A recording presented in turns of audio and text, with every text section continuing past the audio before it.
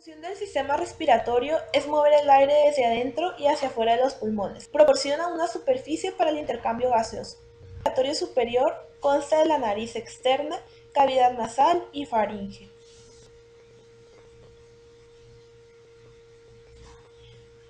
El aire inhalado entra por la cavidad nasal, donde se limpia, calienta y humidifica en su paso por la faringe, que es una región compartida de los sistemas respiratorio y digestivo.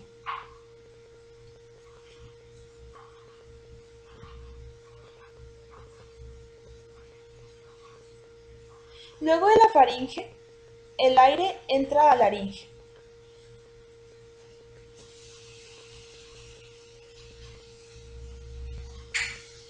En donde dos pares de ligamentos, junto con la mucosa que los cubre, forman las cuerdas vocales y vestibular.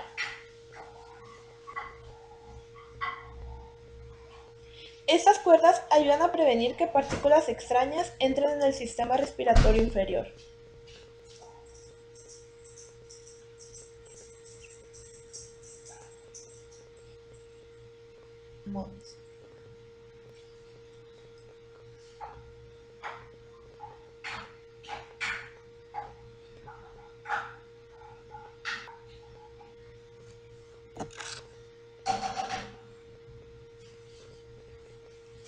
La tráquea se divide en dos bronquios principales.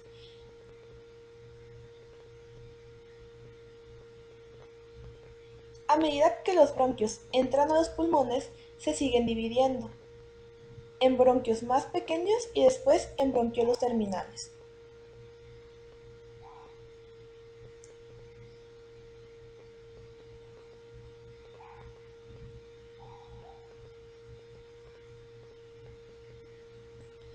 Cada bronquiolo terminal se divide repentinamente para formar bronquiolos respiratorios, conductos alveolares y sacos alveolares. Cada saco alveolar está formado por un grupo de alvéolos. Los alvéolos están rodeados de capilares pulmonares.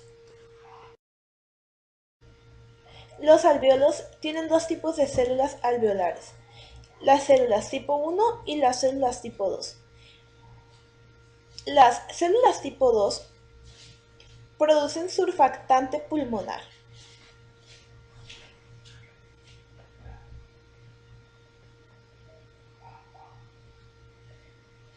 Reabsorbe el sodio y agua, lo que evita la acumulación de líquido detrás de los alvéolos.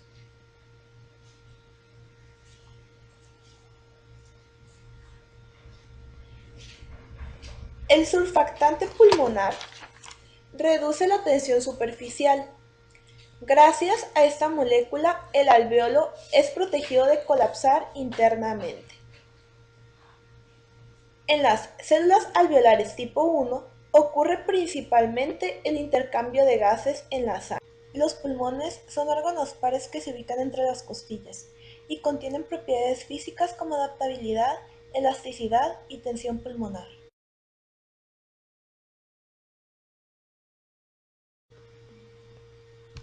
La cavidad torácica contiene y protege los pulmones, además de otros órganos como corazón, vasos sanguíneos, tráquea, esófago y el timo.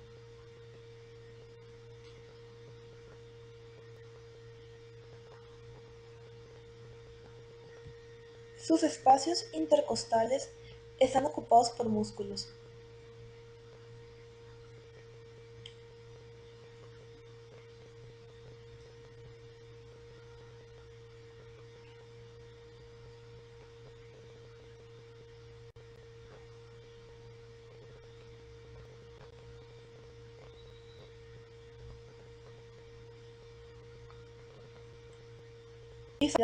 Con cambios volumétricos en torácica.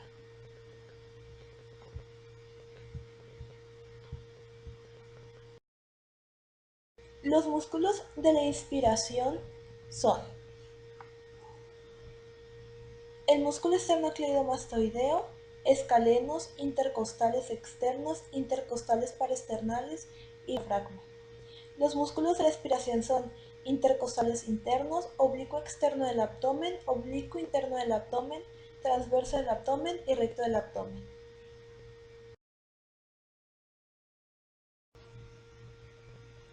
En una inspiración normal y tranquila, la contracción del diafragma y de los músculos intercostales externos incrementa el volumen torácico y pulmonar, disminuyendo la presión intrapulmonar hasta aproximadamente 3 milímetros de mercurio.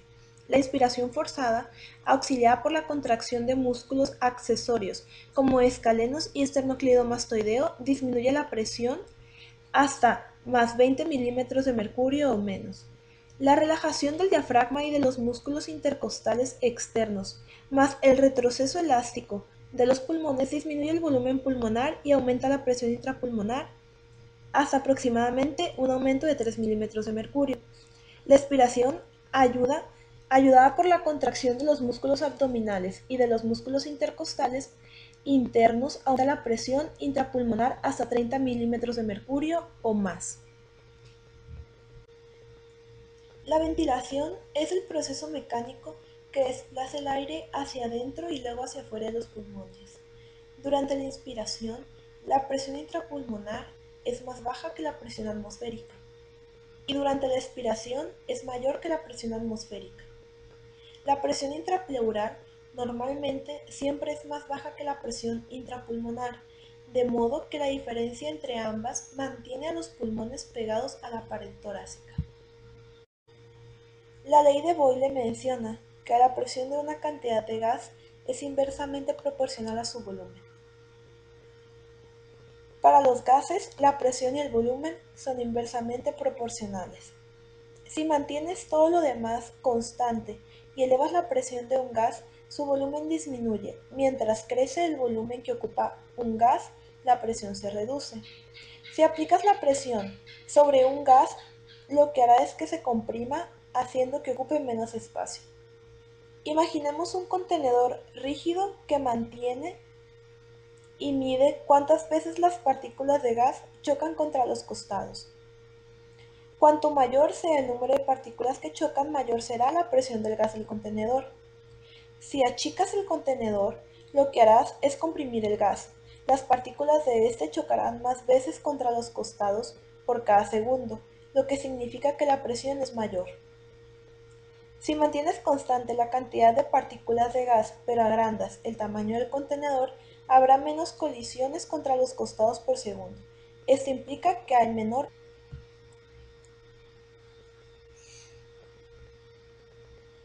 El aire limpio entra en los pulmones, transporta oxígeno a los alvéolos. La cantidad del gas presente en el aire disuelto en un fluido se puede expresar como presión parcial, la cual se mide en milímetros de mercurio. La presión parcial del oxígeno en el aire dentro de los alvéolos es de 104 milímetros de mercurio.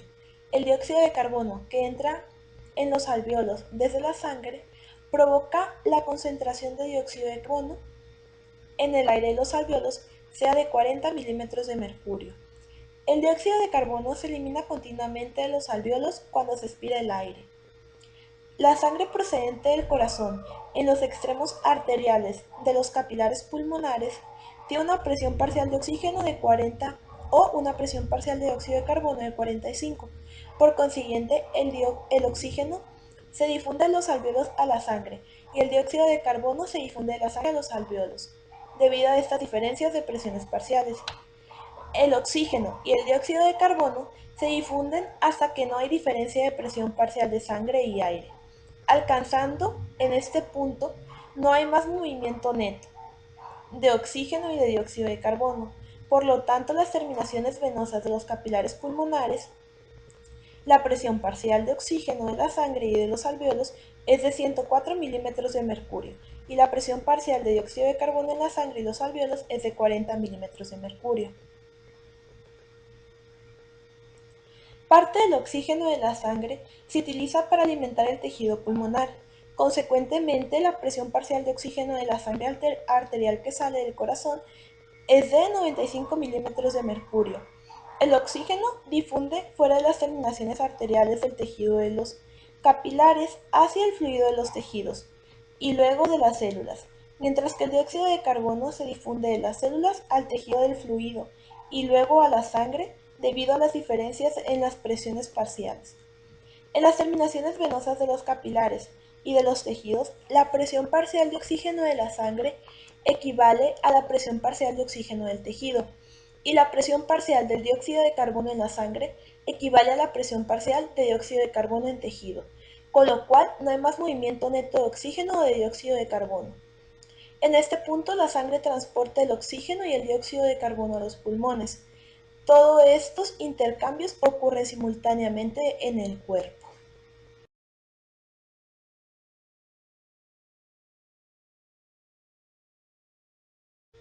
El espirograma muestra los volúmenes y capacidades. Una capacidad pulmonar es la suma de dos o más volúmenes pulmonares. Por ejemplo, la capacidad vital es la suma de los volúmenes de ventilación pulmonar, el volumen de reserva inspiratoria y el volumen de reserva expiratoria. Regulación de la respiración. En el bulbo raquídeo se encuentra ubicado el centro inspiratorio, el cual es el encargado de dar órdenes a los músculos intercostales y el diafragma, para que inicien el movimiento responsable de la inspiración. La actividad de este centro se detiene y se inicia cíclicamente toda la vida, es decir, cuando el cuerpo se encuentra en total reposo, el centro inspiratorio sigue enviando órdenes a los músculos.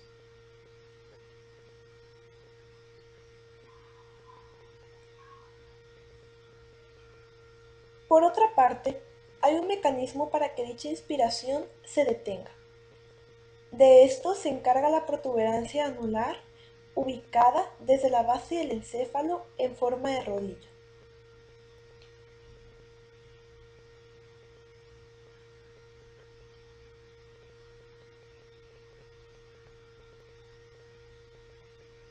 En este se encuentra el centro neumotáxico, que es el encargado de enviar al centro inspiratorio impulsos que detienen la inspiración antes de que los pulmones estén demasiado inflados e influya sobre la frecuencia respiratoria.